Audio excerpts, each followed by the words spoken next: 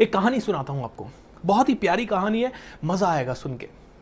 एक किसान था और उसने बहुत सारी प्रॉपर्टी थी उसके पास, बहुत सारी प्रॉपर्टी, अथाह प्रॉपर्टी थी उसके पास।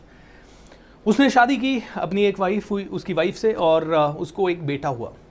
लेकिन बेटा होने के करीब 2-3 साल 5 साल के बाद वाइफ मर गई। किसान ने छोटे बच्चे को पाल नहीं पाता था, तो किसान ने एक और शादी करी। किसान ने दूसरी शादी की, थोड़े टाइम बाद दूसरी शादी से भी उसको एक बेटा हुआ। लेकिन अनफॉर्चुनेटली ऐसा हुआ सिचुएशन कि दूसरी वाइफ भी बेटा पैदा होने के 7-8 साल के बाद मर गई। अब किसान तीसरी शादी नहीं करना चाहता था।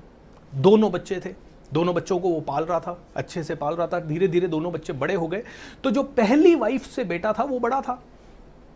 तो पहली वाइफ से जो बेटा था वो 4-5 साल बड़ा था दूसरे वाली वाइफ के बेटे से। तो ये जब 22-23 का हुआ तो इसकी शादी कर दी गई दूसरे बेटे की, पहले बेटे की शादी हो गई। पहले बेटे की शादी होके वो बेटा अपनी गृहस्थी बसा रहा था, खाने पीने के लिए खेत खलियान, जानवर, पैसा सब कुछ था, बढ़िया जिंदगी जी रहे थे। थोड़े टाइम बाद, इस बच्चे की शादी होने के थोड़े टाइम बाद किसान भी मर गया, किसान भी गुजर गया। अब दोनों भाई आराम से साथ में रहने लगे। दोनों भाई आराम से साथ में रह रहे थे, लेकिन थोड़े टाइम बाद ऐसा हुआ कि छोटा भाई बीमार हो गया। छोटा भाई यानी दूसरी वाइफ का बेटा बीमार हो गया। पहली वाइफ का बेटा और उसकी वाइफ रह रहे थे, और ये दोनों छोटे भाई को ध्यान से संभाल रहे थे, उसका दवाई दारू करवा रहे थे, उसकी सेवा भी कर रहे थे, सब कुछ कर रहे थे। लेकिन 1.5 साल हो गया ये बीमार ही रहा ये, और इसके इलाज में काफी पैसा खर्च होने लगा। तो एक बार बड़ा भाई और उसकी वाइफ बैठ के चर्चा कर रहे थे, यार ये क्या करा जाए, छोटा तो बीमारी ठीक ही नहीं हो रही। तो वाइफ ने और दोनों बड़े भाई ने मिलकर एक निर्णय लिया कि यार ये तो वैसे ही बीमार है, पूरी दुनिया को वैसे ही पता है कि ये ठीक नहीं होने वाला है, और इसके इलाज में हमने ऑलरेडी बहुत पैसा खर्च किया है, इसको बचाने के लिए भी हमने बहुत किया है। एक काम करते हैं, किसी वैद्य हकीम को बताते हैं ये बात, उससे जहर लाते हैं और इसको दे देते हैं, इससे कई सारी चीज़ें होगी। एक तो इसको पालते पालते थक गए हम, 1-1.5 साल हो गया है इसको पालते पालते, बहुत थक गए हैं अभी, कितनी सेवा करें। और दूसरा है, अगर ये मर जाएगा तो ये जायदाद का भी बंटवारा नहीं करना पड़ेगा, नहीं तो आधी जायदाद इसको दो, आधी जायदाद हम रखें, तो ये भी एक बताओ दिक्कत वाली बात होगी। ये लोगों ने एक ऐसा हकीम ढूंढा, उस हकीम को कन्विंस किया, उसको अच्छे पैसे दिए, उस हकीम से वो लोग जहर लेके आए, छोटे वाले भाई को जहर दे दिया, वो मर गया। ठीक है, काम खत्म। धीरे धीरे ये दोनों हस्बैंड वाइफ ठीक से जीने लगे, अच्छे से खुशी से रहने लगे। अब सारी संपत्ति इनकी थी। थोड़े दिन बाद इनके भी एक बेटा हुआ, और इनके जो बेटा हुआ वो थोड़ा 10-12 साल का हुआ।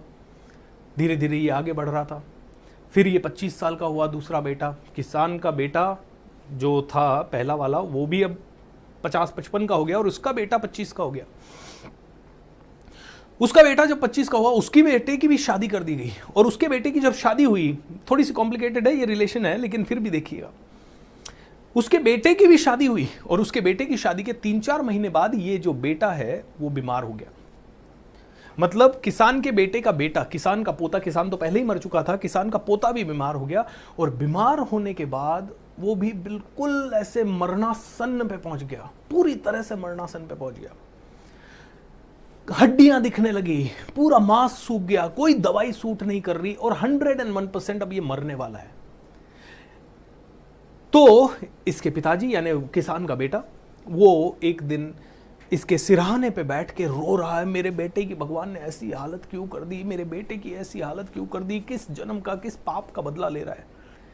इतनी देर में बेटे के अंदर से एक आवाज आई, बेटा बोलने लगा, आपका और मेरा हिसाब बराबर हुआ बड़े भैया।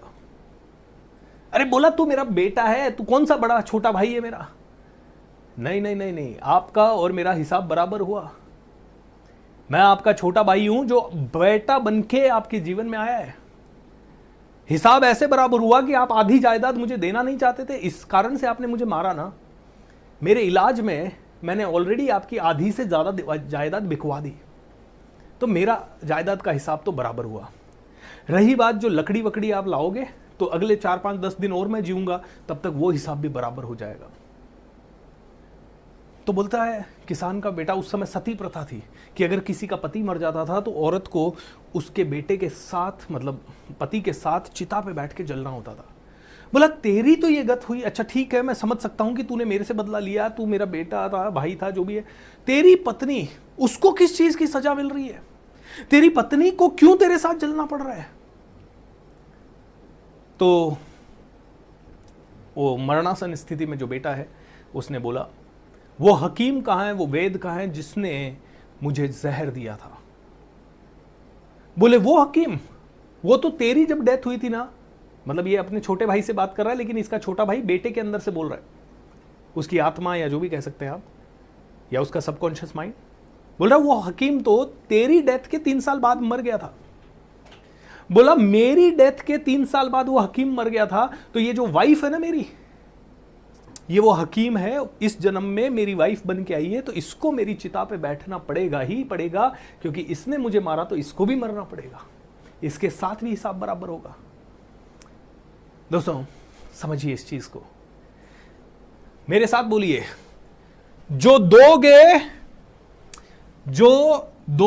जो आप बोगे, वो ही पूरा का पूरा आप ही के पास घूम के आने वाला है। Am I right or wrong? कोई नहीं रोक सकता, जो बोगे वही काटोगे, 101%।